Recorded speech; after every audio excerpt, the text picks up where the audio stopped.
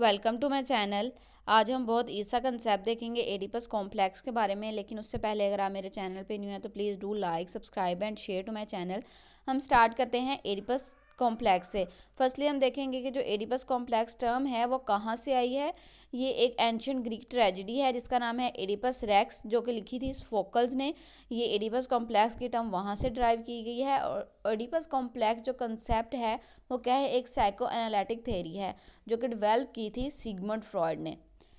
Sigmund Freud ने ये theory describe की थी जो कि ली गई थी एडिपस रेक्स से। एडिपस रेक्स क्या था, एक प्रोटैगनिस्ट था जो कि क्या अननोइंगली अपने फादर को किल करेगा और अपनी मदर के साथ शादी करेगा। देखते हैं फर्स्ट डेफिनेशन से कि एडिपस कॉम्प्लेक्स की डेफिनेशन क्या है। ये एक लिखी थी सिगमंड फ्रॉयड ने। ये जो थ्योरी है ये डेवलप की थी जिसमें उसने बताया कि जो चाइल्ड है ना उसकी डिज़ायर्स होती हैं अपने ऑपोजिट सेक्स पेरेंट्स के साथ अट्रैक्शन होती है उसकी। और जो उसके अंदर क्या आती है, सेंस ऑफ रिवलरी आती है सेम सेक्स जो पेरेंट्स होते हैं। लाइक अगर मदर है तो उसकी अब वो अपने बेटे को अट्रैक्ट करेगी, अगर फादर है तो अपने डॉटर को अट्रैक्ट करेगी। इस तरह से उनमें जो पेरेंट्स, जो अपोजिट सेक्स पेरेंट्स हैं उनमें अट्रैक्शन आती है। और जो सेम सेक्स पेरेंट्स हैं लाइक फादर और सन जो है ना एक दूसरे से नफरत करेंगे, उनमें सेंस ऑफ रिवलरी आएगी। जो मदर डॉटर हैं उनके दरमियान सेंस ऑफ रिवलरी आएगी। तो इस तरह से एडिपस कॉम्प्लेक्स का कंसेप्ट ये है कि जो अपोजिट सेक्स पेरेंट्स हैं वो क्या करते हैं, एक अट्रैक्ट करते हैं, और जो सेम सेक्स पेरेंट्स हैं उनमें सेंस ऑफ रिवलरी आती है।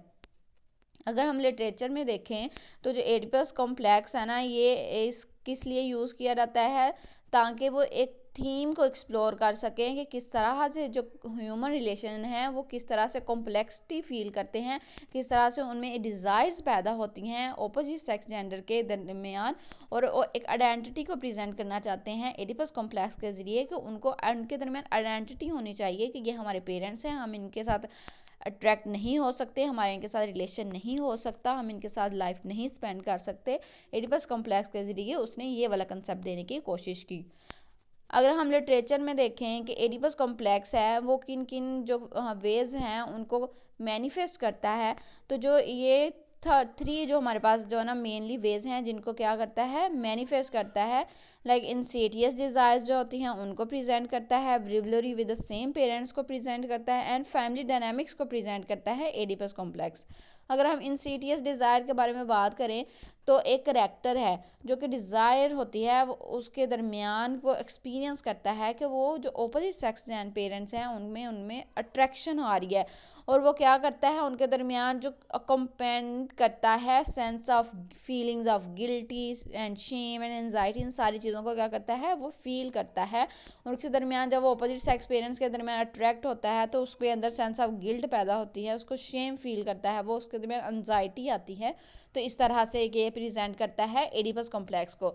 अगर हम सेंस ऑफ रिवलरी के बारे में बात करेंगे, जो सेम सेक्स पेरेंट्स हैं उनमें रिवलरी आती है।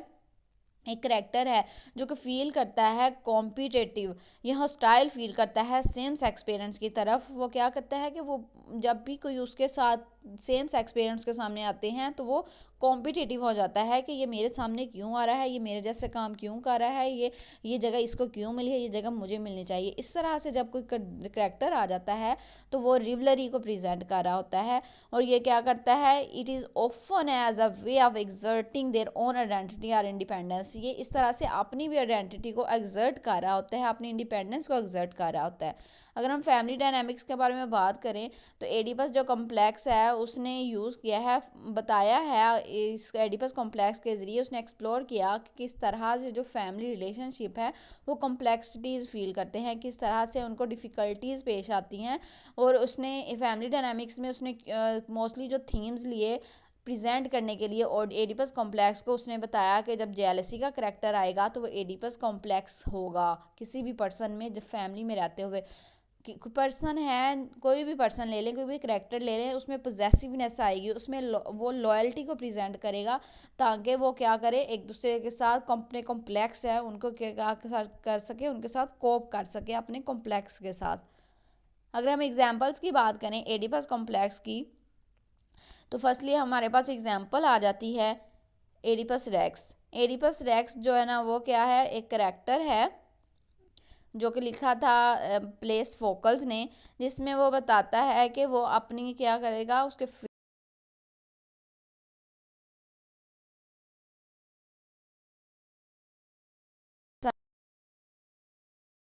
चाहता है, उसके साथ कोप करना चाहता है, लेकिन उसको नहीं पता होता है जिसको वो किल करेगा वो उसका ही फादर होगा, क्योंकि जब उसकी बर्थ हुई थी तो उसके जो पेरेंट्स हैं उसने उसको एक नदी में बहा दिया था, एडिपस को, क्योंकि उसको बताया गया था, जो उनके उस टाइम पे माहरीन होते हैं उन्होंने बताया था कि जो एडिपस है ना, ये क्या करेगा कि अपने फादर को किल कर देगा। तो जिसकी वजह से उसकी जो माँ होती है ना एडिपस की, उसने क्या किया, किसी को बताया बगैर जो एडिपस है ना उसको एक नदी में बहा दिया, ताकि वो अपने हस्बैंड को बचाना चाह रही थी कि वो मेरे हस्बैंड को किल ना करे।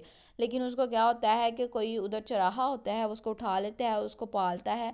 जो एडिपस का जो फादर होता है, जो क्वीन होती है, वो क्या करती है उस टाइम पे, क्या उसके जो फादर है उसको बचाने की कोशिश कर रही होती है, लेकिन वो जो एडिपस है ना उसे नहीं पता चलता, उसके भी फेट में होता है, उसको भी कोई बताता है कि तुम ना से अपने मदर के साथ शादी करोगे, मदर के साथ सोओगे और अपने फादर को किल करोगे। लेकिन वो उसके साथ क्या करता है, कोप करने की कोशिश करता है, लेकिन फिर भी ऐसा होता है, वो अननोइंगली अपने फादर को किल कर देता है, अपनी मदर के साथ शादी कर लेता है, और जिसकी वजह जब उसे पता चलता है तो वो अपने आप को अंधा कर लेता है, अपनी आंखों को ख़त्म कर देता है कि मैंने ये ऐसा क्यों किया। इस तरह से जो सेकंड एग्जाम्पल है वो है हैमलेट बाय विलियम शेक्सपियर। जो हैमलेट है ना उसकी भी ऐसे ही डिज़ायर्स होती है अपनी मदर, जो उसकी क्वीन होती है गेटरोड के साथ, उसके जो अंकल होते हैं क्लॉडियस, उसके लिए उसमें के अंदर सेंस ऑफ रिवलरी आती है कि उसकी मदर उसके साथ क्यों शादी करी है, उसके साथ क्यों रहेगी।